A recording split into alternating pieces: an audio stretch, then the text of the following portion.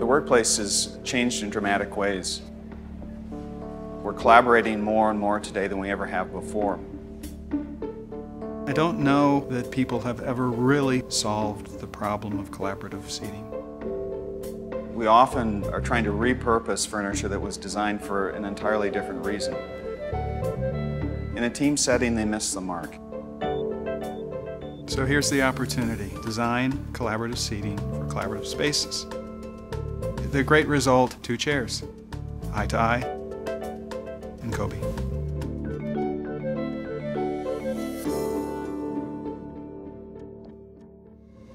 Both Kobe and Eye to Eye are founded in the same base of information, the same research. One is that collaboration takes time. The second, people just don't adjust their chairs when they enter the collaborative environment. And the third has to do with the importance of postural change.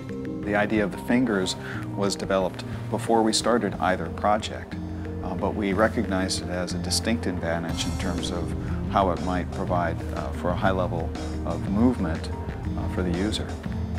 When you look at the 2 chairs, they have a sort of an easy, not forced, not contrived connection. If you look at them on a technical level, they're actually working in a very different way because they're providing very different functions, but they're totally connected.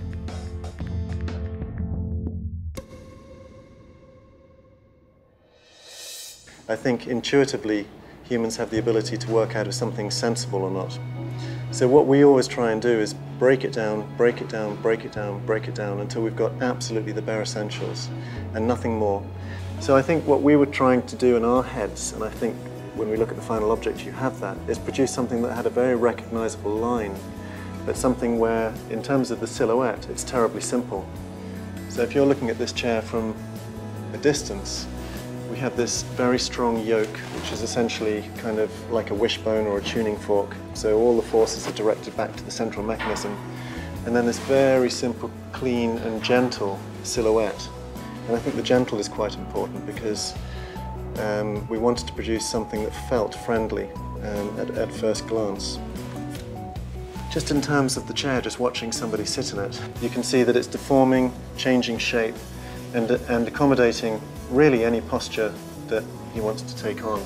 And what we wanted to do was just to have this very clear range of freedom that was based on your own center of gravity rather than weight or adjustment or anything. So you could come down into the seat, lean back, move around without really thinking about anything, and it just adapts to you.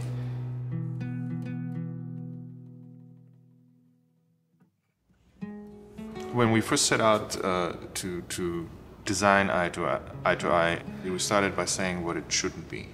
We didn't want it to be a club chair, which is very static, heavily upholstered boxes that put you in one single position and they make you kind of sleepy. But neither did we want it to be like a task chair, like a desk chair, which is very task focused. Just like we're talking now, right? I listen to you, then I respond. And the body language changes, right? People lean back when they listen. They come forward when they start talking, and so for a moment take over the meeting, and then they recess back and somebody else speaks for a while.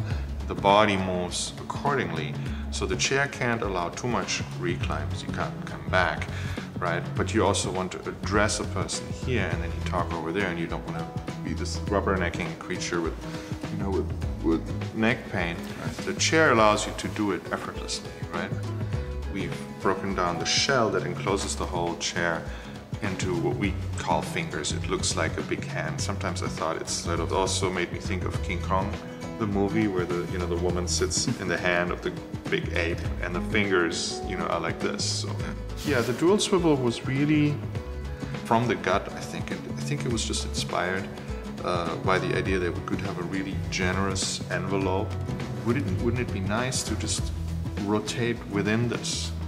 To my great surprise, this feature was always popular and it became more popular. People really like it, and now when you see people sit down in this and they discover this because it's not readily apparent right away, they start playing with this, and this is what makes them smile, and then everybody tries it out, and then they settle into their conversation and they use it naturally because it's very easy to do. You sit down, you pull the back around, you don't have to get up or anything.